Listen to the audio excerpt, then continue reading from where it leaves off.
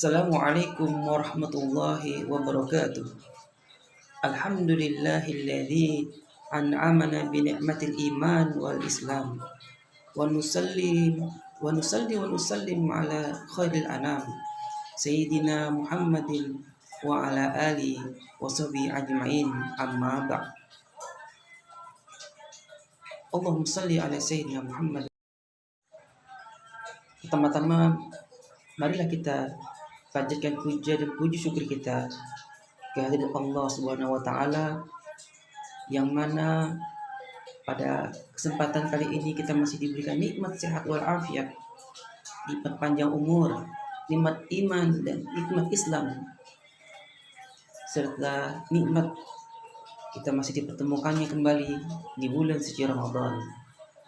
Salawat serta salam semoga selalu tercurah kehadirat baginda Nabi besar Muhammad sallallahu alaihi wasallam serta keluarganya, para sahabatnya, dan juga para pengikutnya hingga akhir zaman.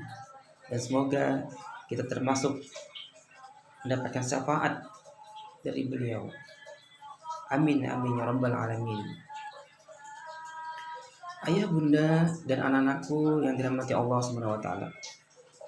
Pada kesempatan kultum kali ini, izinkan saya Al-Fakir menyampaikan tausiah yang berjudul Hikmah Turunnya Al-Quran. Allah Subhanahu wa taala berfirman di dalam surah Al-Baqarah ayat 185 yang berbunyi, Syahrul Ramadan alladzi unzila fihi al-Quran hudal linnas wa bayyinatin minal huda wal furqan. Yang artinya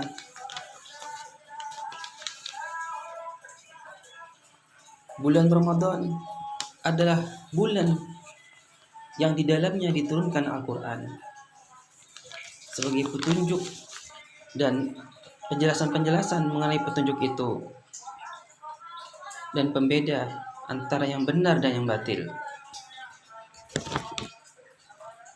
Dari Abu Ummamah radhiyallahu an bahwa Nabi SAW bersabda, yang artinya, bacalah Al-Quran karena sesungguhnya ia akan datang pada hari kiamat sebagai pemberi syafaat kepada para sahabatnya. Hadis riwayat Muslim. Dari Aisyah radhiyallahu anha bahwa Nabi SAW bersabda, orang yang mahir membaca Al-Quran akan bersama para malaikat yang mulia, dan orang yang membaca Al-Quran sambil terbata-bata maka baginya 2 pahala. Hadis riwayat Muslim.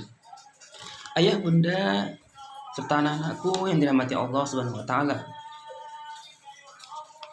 Hendaknya di bulan suci Ramadan ini kita menyibukkan hari-hari kita dengan tilawah Al-Quran, karena bulan ini adalah bulan yang sangat mulia.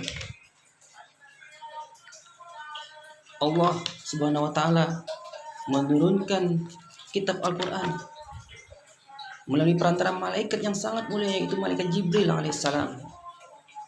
Dari malaikat Jibril alaihissalam diturunkan kepada manusia pilihan, Nabi sekaligus Rasul yang mulia, yaitu Nabi Muhammad SAW. Dan Nabi Muhammad diutus untuk menyampaikan Al-Quran kepada umatnya yang mulia, yaitu umat Nabi Muhammad SAW. Maka hendaknya di bulan suci Ramadan ini adalah bulan yang mulia, bulan yang mana diturunkannya Al-Quran.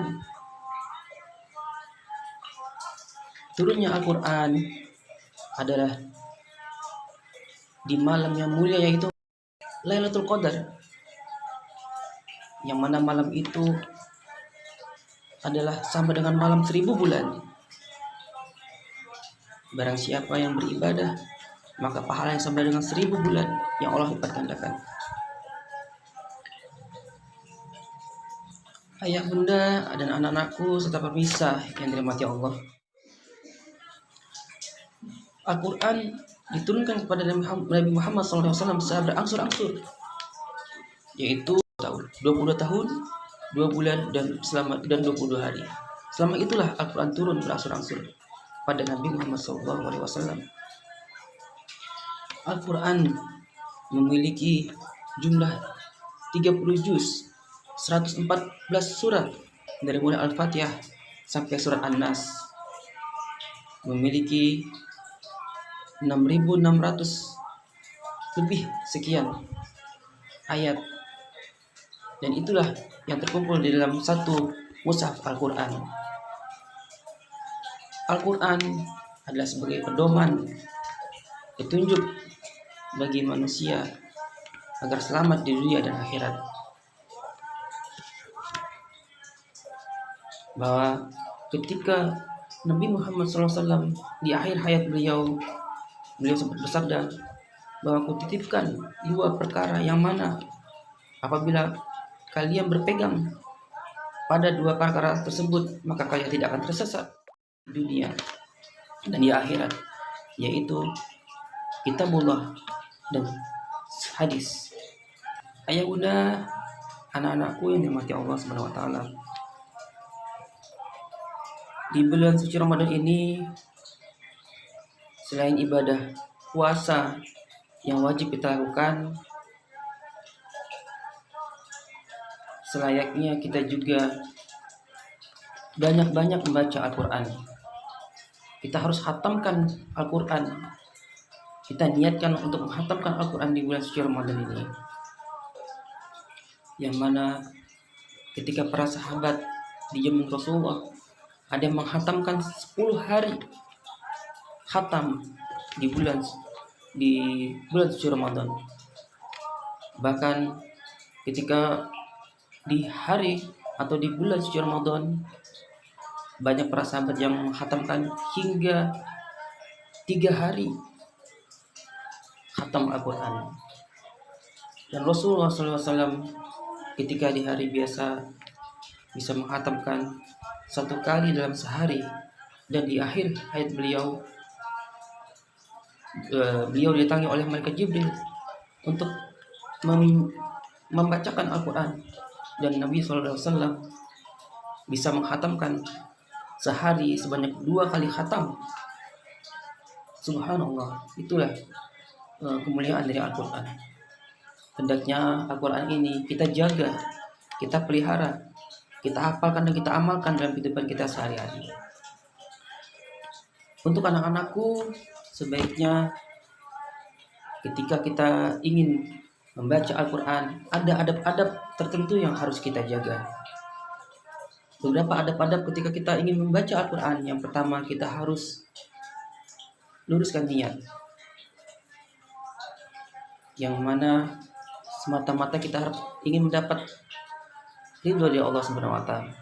Yang kedua, sebelum kita membaca mushaf Al-Quran, hendaknya kita membersihkan tubuh kita. Kita harus berwudu terlebih dahulu, mensucikan diri kita agar kita terbebas dari hadas dan najis. Yang berikutnya, ketika kita mulai membaca Al-Quran, hendaknya diawali dengan ta'awuz. A'udzubillahi minasyaitonirrajim, agar kita mendapat perlindungan dari Allah Subhanahu wa taala, dan dilanjutkan membaca basmalah.